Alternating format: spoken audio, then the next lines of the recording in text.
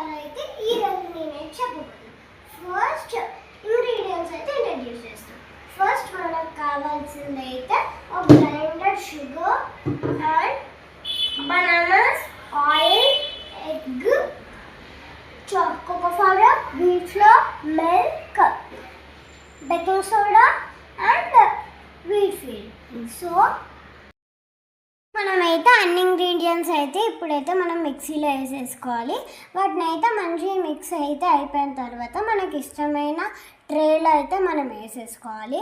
అలా అన్నీ వేసేసాక మనమైతే ఓవెన్లో అయితే పెట్టేసుకోవాలి. 200 degreesలో ఉండాలి. 50 minutes అయితే పెట్టాలి. సో ఇది మన అవుట్పుట్. ఫుల్ వీడియో లింక్ అయితే కింద ఉంది. Please subscribe. బాయ్.